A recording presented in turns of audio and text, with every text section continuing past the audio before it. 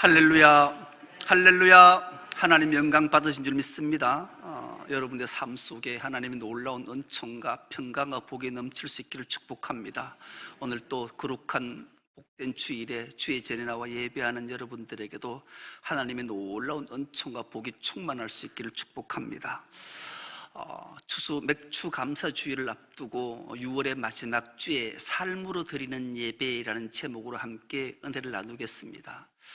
러시아가 자랑하는 또 사랑하고 자랑하는 대문호 톨스토이라는 분이 있지요. 이 톨스토이가 많은 책들을 썼는데 그 중에 하나인 두 노인이라는 책을 소개하면서 말씀을 열겠습니다.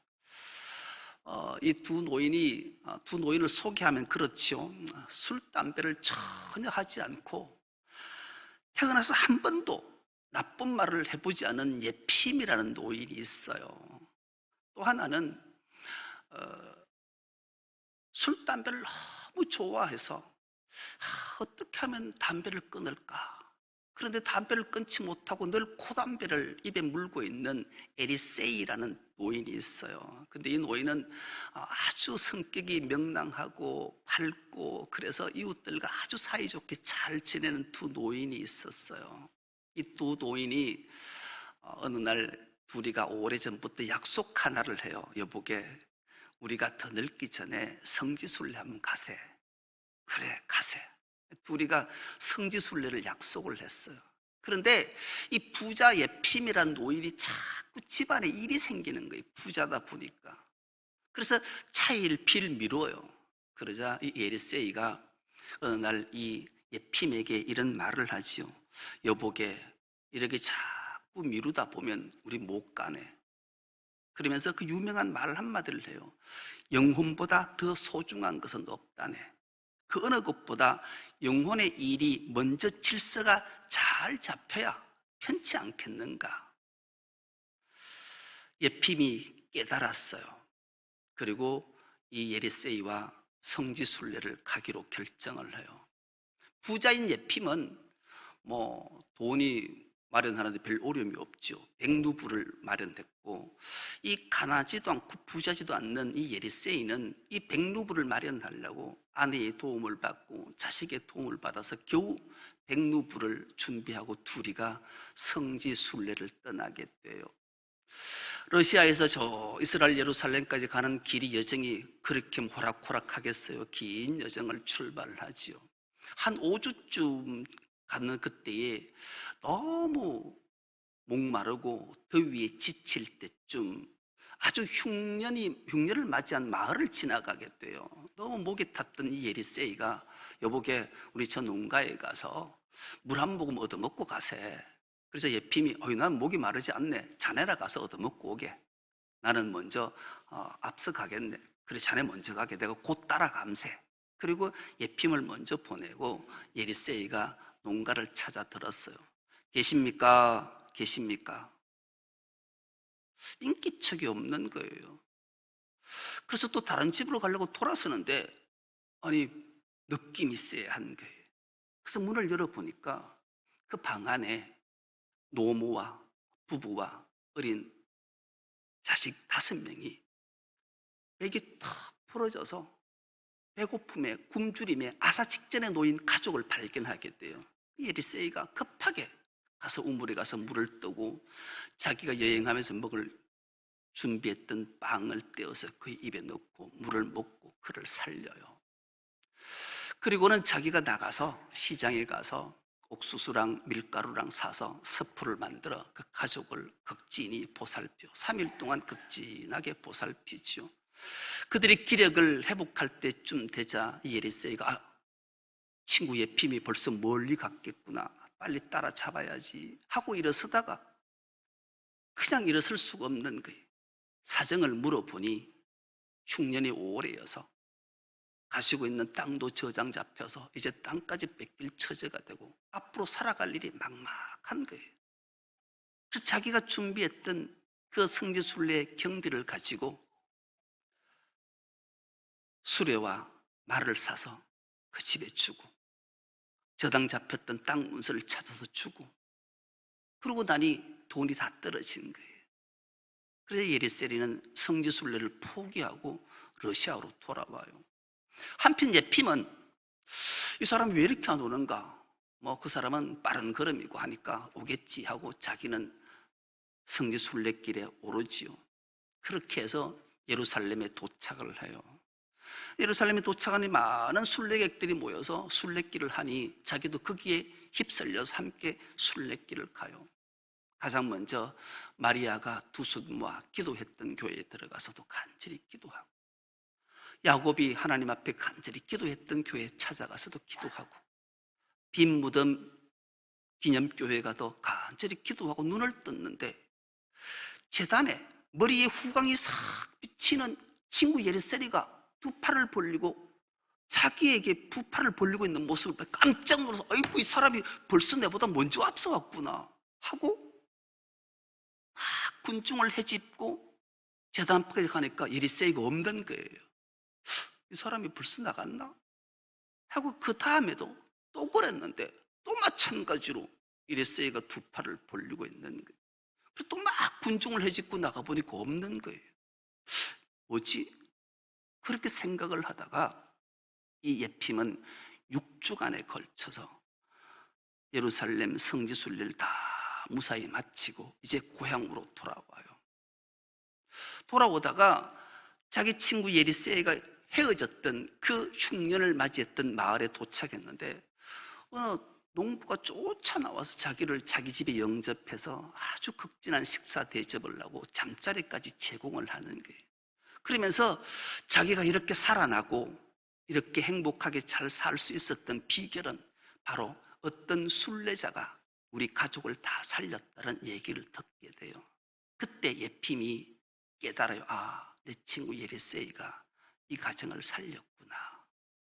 그렇게 깨닫고 무려 1년의 긴 세월 동안 모든 여행을 마치고 러시아로 돌아와요.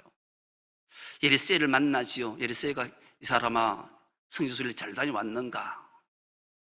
그러자 그 예핌이 한 말을 참으로 많은 우리에게 울림을 주는 한 말을 해요. 나는 몸만 갔다 왔지 뭐. 자네는 몸은 안 갔지만 영혼은 예루살렘에 갔다 왔더구만. 그런 말을 남겨요.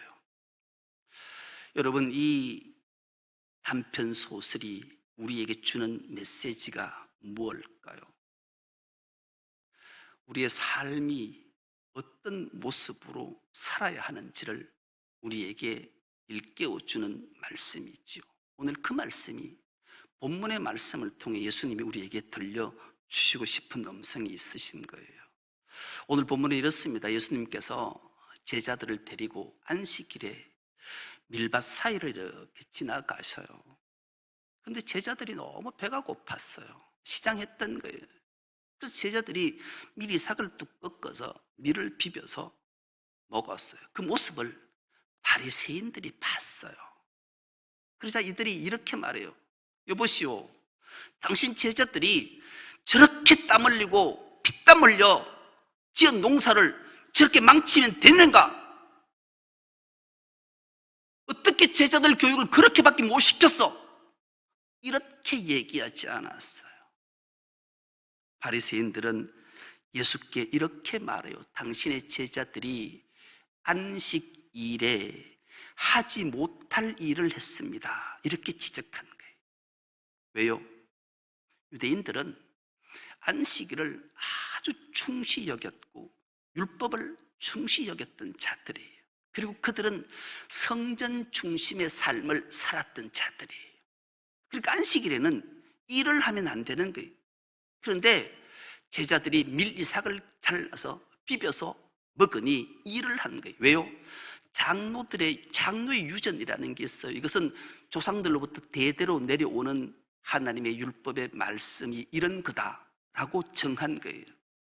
이 장로의 유전에 의하면 안식일에 밀이삭이나 모든 것을 손으로 비비면 타작하는 행위와 같다 해서 이것은 일을 한 거라 규정하고 범죄한 거라 결정하기 때문에 그런 거예요.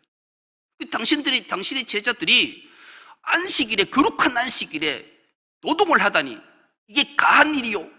라고 예수께 책망하고 물었던 거죠. 그래서 예수님이 그 유명한 말씀을 하셔요. 똑바로 들어봐라. 너희들이 가장 사랑하고 자랑스럽게 여기는 자가 누구냐? 두말할 것도 없이 다윗이 아니냐? 다윗이 사울에게 쫓겨서 함께한 자들과 도망가다 높당에 이르렀다. 높당에 이르러서 보니까 제자들이 너무 배가 고파서 그 높당 성전에 들어가니까 아히멜렉 제사장이 있었다. 그래서 다윗이 이렇게 부탁한다. 나와 함께한 자들이 너무 시장하고 배가 고프니 나에게 먹을 것 좀 주시오. 이 아히멜렉이 성전에 먹을 것 아무것도 없다. 대신에 하나님 앞에 거룩하게 바쳐진 진설병이 있는데 이거라도 먹을래 해서 다윗과 함께한 자들이 먹지 않았냐. 그 진설병, 거룩한 떡은 제사장 위해서는 결코 먹지 않아야 될 것을 너희들이 가장 존경하고 자랑스럽게 여는 다윗이 먹지 않았냐? 하나 더 이야기해볼까? 예외 규정 있는 거 너 율법에서 읽어봤지? 안식일에 제사장들은 엄청난 노동을 한다. 너희들이 제사함을 받고자 해서 소나 양을 가지고 오면 제사장들은 그를 하나님 앞에 제사하기 위해 각을 뜨고 엄청난 노동을 하는데 이것을 안식일에 노동했다, 일했다, 정죄하냐? 말해봐라. 그런데 내가 누군지 아냐? 그러시면서 유명한 6절의 말씀을 주십니다. 6절 말씀은 이렇게 예수께서 친히 말씀하시는데요. 내가 너희에게 이르노니 성전보다 더 큰 이가 여기 있느니라. 너희 성전 중심으로 살지 않냐? 그런데 성전보다 더 큰 자가 바로 나다. 내가 안식일의 주인이다. 그렇게 예수님이 말씀하셔요.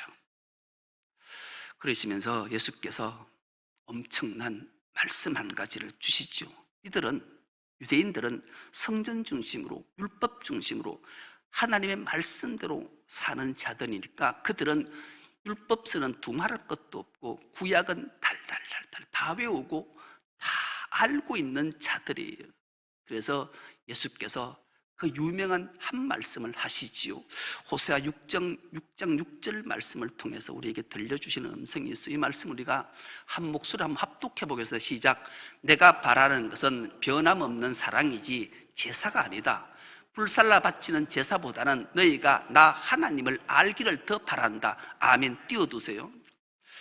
여러분, 예수님께서 하나님이 바라시는 것은 변함이 없는 사랑, 삶으로 예배 드리는 것을 바라시는 분이라는 거예요. 제사가 아니라는 거예요. 그래서 예수님이 이 말씀을 그대로 인용해서 7절에 이렇게 말씀하는 거예요. 나는 자비를 원하고 제사를 원하지 아니하노라 하신 뜻을 너희가 알았더라면 무죄한 자를 정죄하지 않았으리라. 호세아 6장 6절 저 말씀을 그대로 가지고 와서 그 바리새인들에게 말씀하신 거죠. 그렇게 인용하신 거예요. 오늘날도 우리가 하나님의 뜻을 제대로 알아야 하나님이 기뻐하시는 예배, 기뻐하시는 삶을 살아낼 수 있기 때문에 그런 거죠. 여러분, 이 유래에 대해서 우리가 잠깐 쭉 살펴봐야 될 이유가 있어요. 도대체 왜 하나님이 삶으로 드리는 예배를 오늘 우리에게 원하실까? 율법서가 있어요. 모세 오경 율법서죠. 하나님이 이스라엘 백성들에게 모세 오경 율법서를 주셨어요. 그 율법서의 내용을 함축하면 그래. 그들은 성막 중심의 삶, 성전 중심의 삶, 제사 중심의 삶을 살아야 된다. 너희가 하나님 앞에서 정결한 모습으로 참된 예배를 드려야 된다. 끊임없이 말씀하시는 게 율법서 모세 오경의 말씀이에요. 하나님이 율법서로 딱 말씀을 중지하셨으면 뭐 별발의 문제가 있겠냐고요. 하나님은 율법서로 말씀을 마치지 않으셨어요. 그리고 끊임없이 예언자들, 선지자들을 부르셔서 하나님이 그들을 통해 이스라엘 백성들에게 하신 말씀이 있으세요. 그 말씀이 무슨 말씀이냐? 너희들이 내 앞에서 정결한 예식으로 참다운 제사를 잘 드리는 것으로 그치면 안 된다. 너희 삶을 세상에 나가서 살아야 된다. 그런 삶을 살아내야 된다. 세상에는 소유받고 고통받고 신음하고 좌절하고 절망하는 인생들이 많은데 그들에게 내 자비, 내 사랑을 베풀어야 된다. 그것 베푸지 않으면 너 신앙생활 하는 거 아니야. 믿음 생활하는 거 아니야. 이것을 말씀하시는 거예요. 그래서 이 호세아 선지자를 통해서 주신 말씀이 나는 제사를 원치 않고 자비를 원한다. 그 말씀하시는 거예요. 이것으로 그친 게 아니에요. 구약에는 계속 그 말씀으로 이어져요. 대표적인 말씀 한 절을 찾아보면 이사야를 통해서 주시는 말씀이에요. 하나님이 오직 답답했으면 이 말씀을 주셨을까? 이사야 1장 11절에서 13절 말씀 우리가 한 목소리로 한번 합독해 보겠습니다. 시작. 주님께서 말씀하신다. 무엇하러 나에게 이 많은 재물을 바치느냐? 나는 이제 순양의 번제물과 살찐 짐승의 기름기가 지겹고 나는 이제 수송아지와 어린 양과 순염소의 피도 싫다. 너희가 나의 앞에 보이러 오지만 누가 너희에게 그것을 요구하였느냐? 나의 뜰만 밟을 뿐이다. 다시는 헛된 재물을 가져오지 말아라. 다 쓸모없는 것들이다. 분향하는 것도 나에게는 역겹고 초하루와 안식일과 대회로 모이는 것도 참을 수 없으며 거룩한 집회를 열어놓고 못된 짓도 함께하는 것을 내가 더 이상 견딜 수 없다. 유대인들, 이스라엘 백성들이 하나님 앞에 성전 중심으로 제사 중심으로 살고 요 예배만 제사만 끝나면 난 하나님께 모든 것 다 내 의무했으니까 세상 살 때는 내 마음대로 남의 가난한 자 것 빼앗고 고통받는 자 외면하고 이런 삶을 사는 것이 하나님이 너무 가슴이 아프셔서 선지자를 보내서 그렇게 살면 안 돼. 그렇게 살 것 같으면 내한테 재물을 가져오고 많은 재물을 내가 언제 가져오라 했냐? 나한테 언제 제사하라 했냐? 역겨워. 토할 것 같아. 이 말씀하신 거예요. 드나가 15절에서 17절 말씀입니다. 이 말씀도 한 목소리로 한번 합독해 보겠습니다. 너희가 팔을 벌리고 기도한다 하더라도 나는 그들다 보지도 않겠다. 너희가 아무리 많은 기도를 한다 해도 나는 듣지 않겠다. 너희의 손에는 피가 가득하다. 너희는 씻어라. 스스로 정결하게 하여라. 내가 보는 앞에서 너희 악한 행실을 버려라. 악한 일을 그치고 옳은 일을 하는 것을 배워라. 정의를 찾아라. 억압받는 사람을 도와주어라. 고와 송사를 병하여 주고 가부의 송사를 변론하여 주어라. 하나님이 이렇게 말씀하시는 거예요. 이제 제발 이거 그치고 제사로 그치지 말고 이제는 고통받고 아파하고 힘들어하는 과와 가부를 변론해주고 그들 가난한 자를 도와주고 예배의 삶을 살아야 돼. 삶으로 예배를 드러내야 그라. 이 말씀 하신 거예요. 왜 하나님이 이사야를 통해서 이런 말씀을 하셨을까요? 제사보다 예배보다 하나님의 자비와 사랑을 더 귀히 여기라. 그렇다고 해서 예배 제사 드리지 말란 말이 아니에요. 제사를 드리고 예배를 드리고 은혜 받고 복 받고 하나님께 놀라운 평강을 힘입었으면 이것으로 세상에 나가 삶으로 드린 예배로 드러낼 때 세상 사람들이 너희를 통해 나에게 영광 돌릴 일이 아니냐, 이 말씀하신 거예요. 이런 삶을 유대인들은 끊임없이 선지자의 애끓는 피눈물 나는 절규를 듣고도 외면했어요. 그래서 하나님은 성전 중심으로 사는 유대인들에게 성전을 다 허물어뜨려요. 여러분 기억하십니까? 솔로몬 성전은 돈으로 환산이 안 될 정도잖아요. 3조가 넘는 돈, 다윗이 마련한 돈으로 성전을 지었어요. 근데 하나님은 성전 중심으로 성전 앞에서 성전만 바라보고 산 그들이 역겨워서 바벨론을 들어서 성전을 다 파괴 무너뜨려 버렸어요. 그들이 바벨론 포로에 가서 70년을 살아요. 조금 깨닫는 것 같았는데 기한했어요. 그들이 가장 먼저 한 일이 성전 재건했어요. 또 성전 중심으로 사는, 하나님은 끊임없이 성전을 허물고 그들은 끊임없이 성전을 짓는 거예요. 그러자 하나님이 로마를 들어서 티투스 장군이 그 성전을 또 허물어뜨려요. 그런데 그들은 또 성전을 40년에 걸쳐서 또 세워요. 어마어마한 성전을. 예수님이 말씀하셔요. 저 성전 돌 위에 돌 하나도 남김없이 다 무너뜨려질 거다. 무너뜨려졌어요.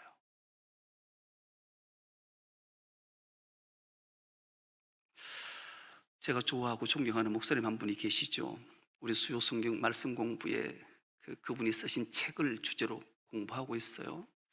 이재철 목사님이란 분이에요. 이분이 이 코로나 사태를 통해서 한국 교회에 던진 메시지 하나가 너무 가슴이 깊이 박혀서 여러분에게 소개하려고 해요. 이분이 이 사태를 향해 한마디로 표현하면 이런 표현을 하셨어요. 하나님이 한국 교회에 대포를 쏘셨다. 그런 이 말의 유래가 그런 거죠. 여러분, 지금도 우리가 유럽에 가보면 어마어마한 성들이 되게 많아요. 우리나라도 성이 많아요. 남한산 성도 있고 뭐 별 성들이 웬만한 성들이 있어요. 중세시대 때 전쟁은 성을 견고하게 잘 싸우면 승리하는 전쟁이에요. 왜냐하면 적국이 쳐들어오면 견고하게 쌓은 성 안에 다 들어가서 잘 지키고 숨어 있기만 하면 쳐들어왔던 사람이 뭐 성을 못 무너뜨리니까 지치고 군량미가 떨어지면 돌아가는 거예요. 그럼 전쟁이 끝나는 거예요. 평안한 거예요. 그런데 19세기에 대포가 발명이 됐어요. 성을 아무리 견고하게 싸워도 대포가 빵 쏘면 성전이 무너지는 거예요. 성이 무너져 버리는 거예요. 그럼 지는 거예요. 성 안에 못 사는 거예요. 성 밖으로 다 나와서 흩어져 사는 거예요. 이 말이 무엇을 말씀하는 걸까요? 이스라엘 유대인처럼 한국의 교회들이 예배당 짓는데, 성전 짓는데 모든 것 다 투입하는 거예요. 하나님은 삶으로 예배하라는데 성전 짓는데 다 투적, 성전 안에서 행동하는 거예요. 그래서 하나님이 코로나19라는 대포를 빵 쐈다라는 거예요. 성전에 예배 못 드리게. 하나님은 삶으로 예배 드리기를 원하시는 분이시라는 거죠. 한국 교회들 뿐만 아니라 세계 모든 교회들이 엄청난 충격에 쌓여져 있는 거죠. 우리가 예배당 중심으로 사는 삶이 아니라 삶으로 드리는 예배의 삶을 살기를 하나님은 원하시기 때문에 우리에게 말씀하신 거예요. 그 말씀이 오늘 본문의 말씀이잖아요. 오늘 본문 말씀, 주된 말씀 7절을 다시 한번 보십시오. 나는 자비를 원하고 제사를 원하지 아니하노라 하신 뜻을 너희가 알았더라면 무죄한 자를 정죄하지 않았으리라. 주님이 그렇게 말씀하시는데, 우리가 하나님 앞에 영과 진리로 예배하지요. 영적 예배가 무엇인가를 하나님은 우리에게 사도 바울을 통해서 들려주신 음성이 있어요. 로마서 12장 1절은 이 말씀이 기록되어져 있는데요. 이 말씀도 우리가 한 목소리로 한번 합독해 보겠습니다. 형제자매 여러분, 그러므로 나는 하나님의 자비하심을 힘입어 여러분에게 권합니다. 여러분의 몸을 하나님께서 기뻐하실 거룩한 산 제물로 드리십시오. 이것이 여러분이 드릴 합당한 예배입니다. 합당한 예배, 영적 예배라는 거예요. 여러분, 예수님께서 제자들에게 하신 말씀들이 있으셨어요. 그 말씀을 온전히 깨달았던 자가 바울 앞에 스데반이었어요. 그래서 스데반은 끊임없이 삶으로 예배를 드리다 보여주시고 예수님처럼 순교자가 된 거예요. 이것을 바울이 깨달았어요. 그래서 너희가 진짜로 드려야 될 영적 예배가 뭐냐, 합당한 예배가 뭐냐, 그것을 저렇게 말씀하시는 거예요. 여러분의 몸을 삶으로 예배를 드리는 것이 하나님이 진짜 기뻐한 합당한 예배로 생각한다. 예배당 안에서 성전 안에서 갇혀서 사는 삶이 하나님 원하시는 삶이 아니야. 하나님 앞에 와서 예배당에 와서 하나님께 예배하고 하나님께 은혜 받고 복 받았으면 삶으로 나가서 합당한 삶으로 살아내는 것이 진짜 영적 예배다. 그러면서 2절로 이렇게 말씀하시는 거예요. 2절도 우리가 한 목소리 합독해 보겠습니다. 로마서 12장 2절입니다. 여러분은 이 세대의 풍조를 본받지 말고 마음을 새롭게 함으로 변화를 받아서 하나님의 선하시고 기뻐하시고 완전한 뜻이 무엇인지 분별하도록 하십시오. 코로나19의 바이러스를 전 세계에 팬데믹 상태에 빠뜨린 분이 누굴까요? 지금도 여전히 하나님은 삶으로 드린 예배를 우리에게 원하시는데, 여전히 예배당 짓는데, 성전 짓는데 모든 것 다 투자해서 사초에 한 명씩 굶어 죽어 있는 생명들을, 천하보다 귀한 생명들을 죽이고 있는 오늘날 그리스도를 향해서 주님의 피 맺힌 음성이 우리에게 들리는 거예요. 여러분, 기억하셔야 돼요. 예배 드리지 말란 말이 아니에요. 우리가 영과 진리로 예배 드렸다면 삶으로 그 예배를 드러내야 된다 말씀하는 거예요. 예배하면 드렸다고 그치는 것이 아니라 삶의 자리에서 고아와 가부, 고통에 빠진 자를 돌아보는 거예요. 우리나라는 잘 살아서 이런 일들이 없지만 지금도 아프리카에, 우간다에 가면 10살 나는 소녀가 동생 4명을 데리고 사는데 하루 종일 일을 해도 한 푼을 벌지를 못해서 하루 종일 일하고 마치고 들어와서 저녁 때 다시 농장에 가서 하루 종일 옥수수를 따서 한 차로 따서 주인에게 갖다 주면 주인이 수고했다고 옥수수 한 자루를 주는 것이 아니라 그 밭에 널널이 펴있는 호박잎 한 줌 따가지고 가라는 게 그 일당이에요. 얘가 공부하고 싶어서 몇 달을 모았는데 우리나라 돈으로 140원이 있으면 학교를 가는데 몇 달을 모아도 30원밖에 못 모았대요.